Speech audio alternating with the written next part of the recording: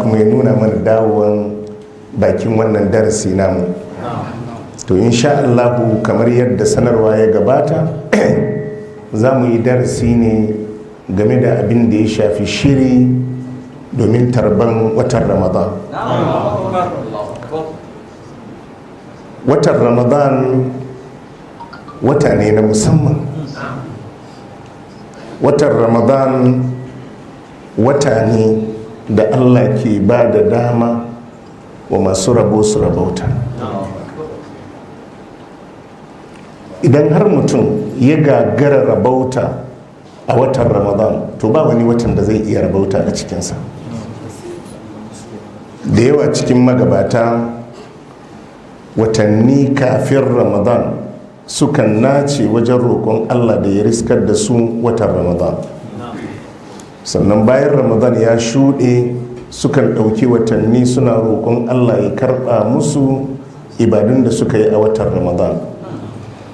Domin idan mutum ya dace da alkairan da ke cikin watan Ramadan, to ya isa tudun mun tsira. Watan Ramadan wata ne da Allah subhanahu wa ta'ala ya ware shi na musamman domin garaɓasa wa bayi. Wata ne na musamman da Allah ya ware don zallan jin kai a cikin wannan watan. Shi yasa annabi sallallahu alaihi wa alihi wa sallam ya ce Allah wadaran wadda Ramadan ya shiga har ya fita bai dace ba. Domin mutane da Allah ke sassauta komai, ke sauƙaƙe komai, kuma ke saukar da dace a cikin wannan wata. Abu na farko da nake so na ja hankalinmu a kai shine amfani da dama. Wato duk matsalar da kaga ɗan adam ya samu a rayuwa, duniya ce ko lahira, mafi girman abin da ke jefa shi a matsalar shine rashin amfani da damarsa. Annabi sallallahu alaihi wa alihi wa sallam ya ja hankalin al'ummarsa kan amfani da damammaki da Allah subhanahu wa ta'ala ke ba su a rayuwa. Wataran ya ajiye wani bawan Allah yana mishi wa'azi. Annabi ya ce mishi irtanim khamsan qabla kamsin. Annabi ya ce karibaci waɗansu abubuwa biyar kafin waɗansu biyar su cin maka. Haka waɗannan abubuwa suke kiliya a rayuwa. Idan ka gamu da wannan, to nan gaba kuma za ka gamu da wannan. Annabi ya ce to duk lokacin da ka haɗu da damar ka yi amfani da ita kafin rashin damar ta cin maka. Annabi ya ce akwai waɗansu abubuwa biyar sallallahu alaihi wasallam, ka ribace su, ka ganimance su.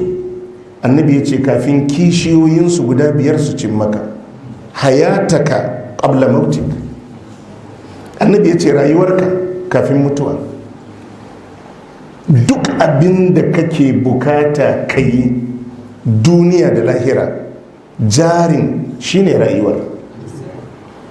Idan lecturing kake yi in ka mutu ai ya kare. In albashi kake karba in ka mutu ai ya kare. Duk abin da za ka yi a rayuwa, alkhairi ne ko sharri, ita dai rayuwar nan ita ce babban jari. Daga ran da ba ita wannan abun ya tsaya. Annabi ya ce to ka ribaci rayuwarka kafin mutuwa. Ka ribaci rayuwarka kafin mutuwa. Annabi ya ce sai hataka qabla sakamik. Ka ribaci lafiyarka kafin rashin lafiya. Kullum muna maimaitawa, wannan asibiti da yake bayanmu da kake gani, akwai wadda yake kwance a asibitin ya fi wata 3 ko bakin gate bai taka ba, yana ciki.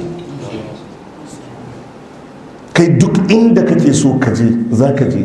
Wataƙili yadda kake zirga-zirganka shi ma dan haka yake zirga-zirgansa. Annabi ya ce ka mori lafiyarka kafin rashin lafiya, ka yi amfani da dama ta lafiya. Annabi ya ce kafin rashin lafiya. Shababaka qabla haramik.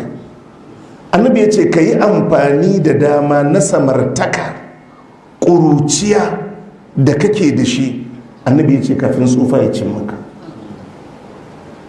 Akwai abubuwa da dama wadda in shekaru sun shigo to wayan mutum ya ƙare. Shi yasa daga ran da aka ce maka babanka ya yi ritaya to wayansa ya ƙare.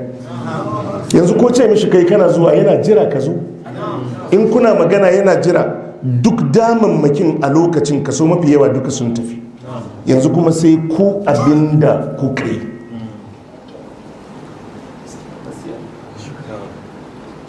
Ƙuruciyarka ƙarfinka, duk damar da kake so ka yi amfani da ita a yanzu kana da shi. Ka yi karatu, kowane irin karatu kake so ka yi, ka sa lafiyarka da ƙarfinka a duk abin da kake so ka saka. Akwai lokacin da ba zai yiwu ba.